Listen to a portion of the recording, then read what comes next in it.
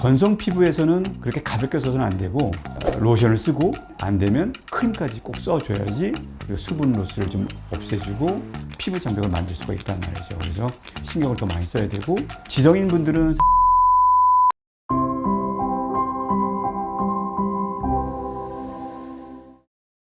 안녕하십니까. 강남 연세라인의 대표 원장을 맡고 있는 안성환입니다. 반갑습니다.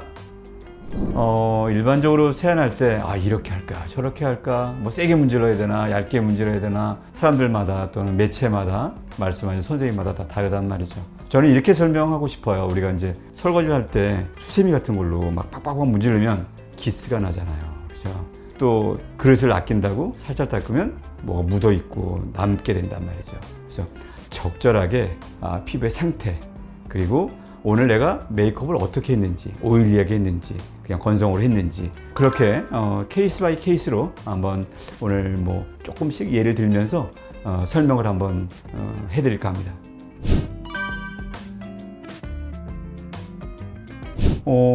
그렇지 않죠. 만약에 아무거나 다 괜찮다면 우리가 뭐 피부 타입이라든가 세정제 종류도 뭐 딱 하나씩밖에 없겠죠. 그렇게 분류를 했다는 거는 그렇게 지키는 게 우리 피부를 조금 더 보호해주고 애기 피부 같은 피부를 지키는 비결이란 말이죠. 내 얼굴이 약간 좀 오일리하다, 좀 지성이고 얼굴이 번들번들거리고 그럴 때는 이제 주로 피부 장벽을 조금 환기시켜주고, 왜냐면 덮여 있는 거기 때문에. 그래서 각질을 약간 좀 같이 좀 제거할 수 있는 클렌징 크림, 이런 종류로 이제 세안을 조금 하고 마지막에 이제 클렌징 폼을 이용해서 거품을 일으켜서 세안을 하는 게 좋겠습니다. 그리고 클렌징 폼을 쓸 때 우리가 이제 항상 내 피부를 눌러보면 감각이 있는 게 있어요.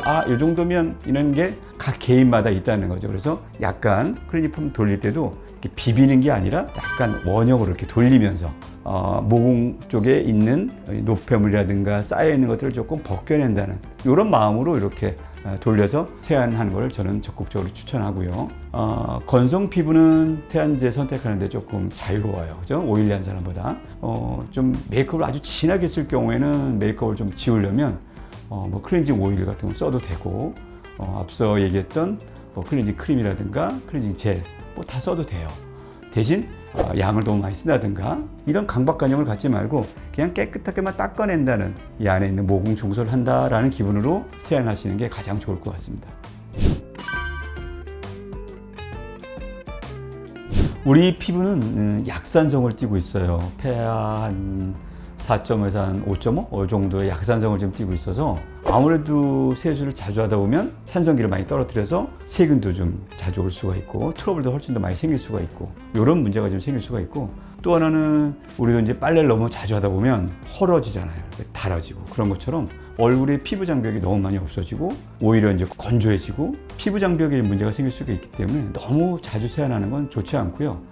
아침 저녁으로 한 2번 정도, 여성분들 같은 경우는 뭐 가벼운 것부터 아주 풀 메이크업 하는 분들도 있기 때문에 아침 저녁으로 할 때 오늘 얼굴이 내 상태가 어떠냐에 따라서 세안하는 게 몇 번 많이 세수하는 것보다 한 2번 정도로 그런 방법을 하는 게 훨씬 더 효율적이지 않을까라고 생각합니다.